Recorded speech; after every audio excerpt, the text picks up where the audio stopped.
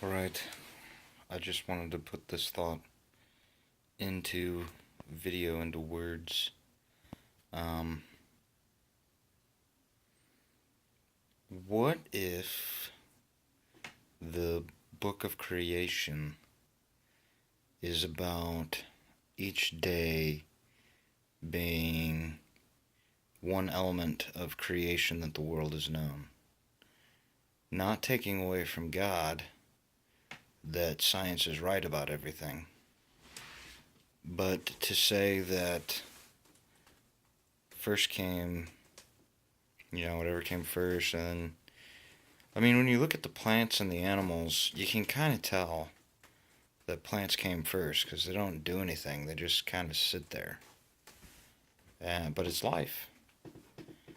And then they produce oxygen with which the animals, somehow the animals, um,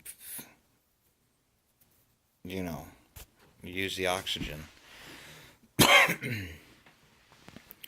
What if, as it goes, as science goes, not so much evolution, because the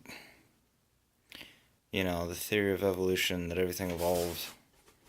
I don't want to say that is God, but that, um, we, science says first there was, the sun, and first there was light in the Bible.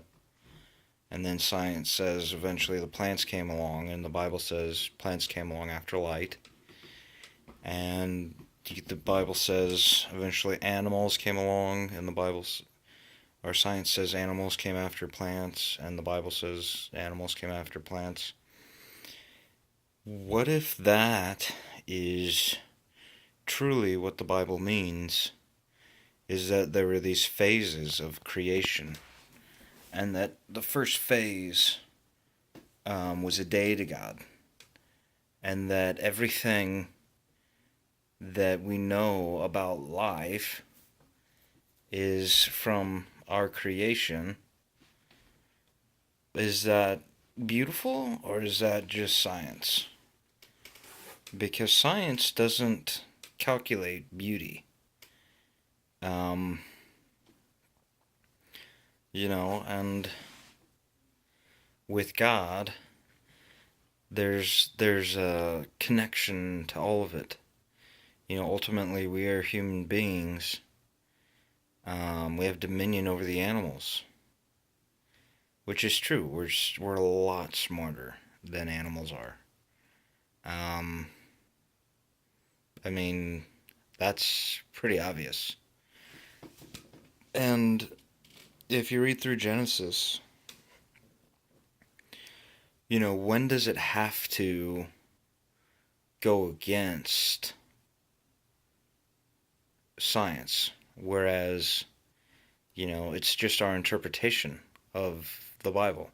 It's not written that this is science. It's written that in Isaiah, as the heavens are above the earth, so too are my thoughts above your thoughts and my ways above your ways. We don't understand the full nature of what's going on with creation. It's not for us to fully understand. Um, I mean, we can get as close as we like, but the way the Bible writes it, it's days of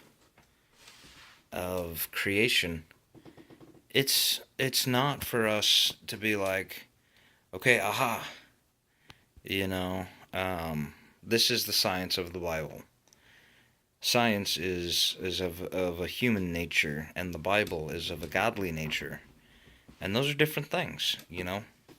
Science, and when you look at what is science in itself, what is its constitution, what is its nature, as Marcus Aurelius says, to question of each thing, what is its constitution and its nature, and so on and so forth. And questioning, what is science? Does science measure love? No. Does science measure beauty? No.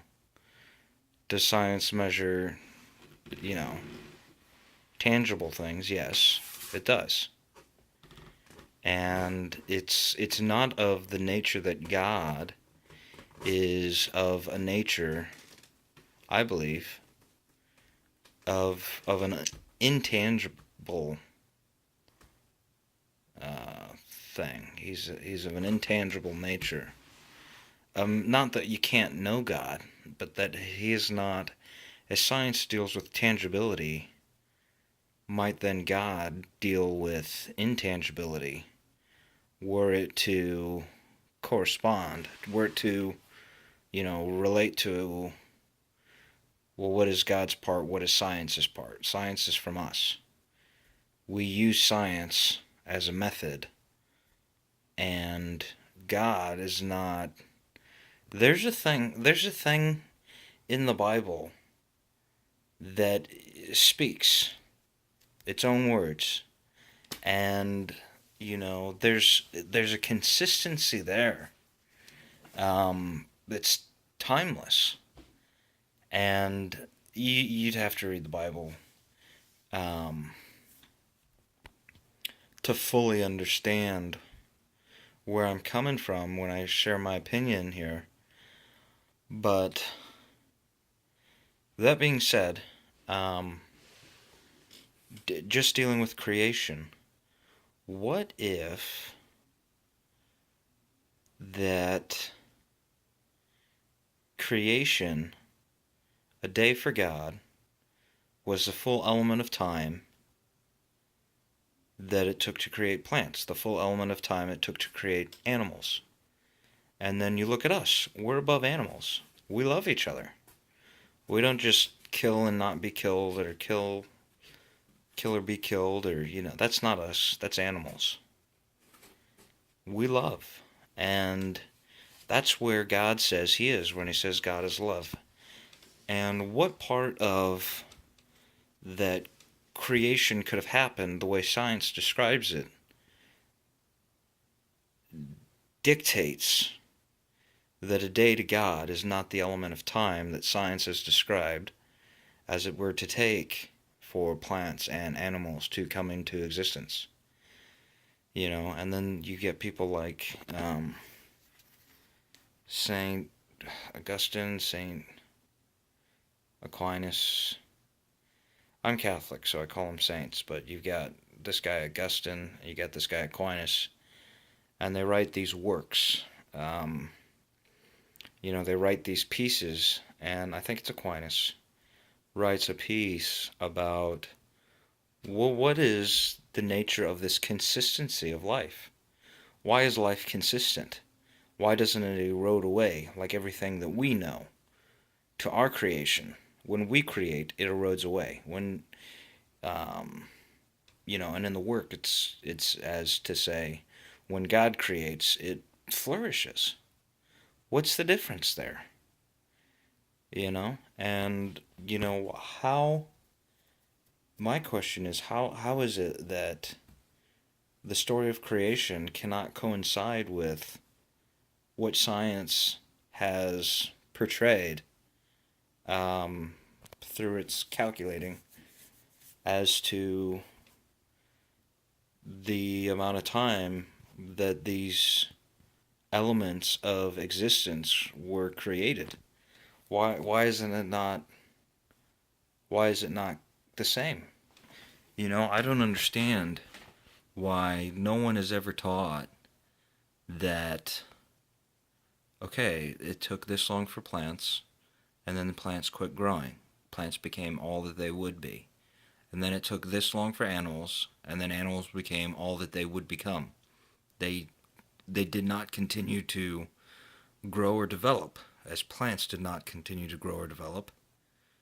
Um, in that um, proposal that I have, were it to negate that it was created in an element of time, as it's written in the Bible, whereas science does nothing to negate God. Whereas everything scientific is our perception of what has already been perceived by man according to God. whereas there's nothing new under the sun, which is what the Bible says. And, how difficult is it to know that plants predate animals just by looking at them? Plants are not nearly as complex in terms of life form as animals are. I mean, that's, I think that's perceivable, easily perceivable, in my opinion. And I don't know. I just think that it's possible that, the creation story is a story of these things progressed. The earth progressed till it progressed no more. The plants progressed till they progressed no more. At least at that rate. And they became what we know today as we find ourselves where we are today. And we have this perception of how we are benefiting from all of this life. We have food, we have oxygen, we have daylight, we have nighttime. And all things benefit us. Everything benefits us. Everything that there is to creation. And, how is it not that these things are created and they benefit us, and our capacity of love flourishes. Our capacity for love flourishes at a rate that we can come to know everyone in peace and harmony and love. I just wanted to, share that.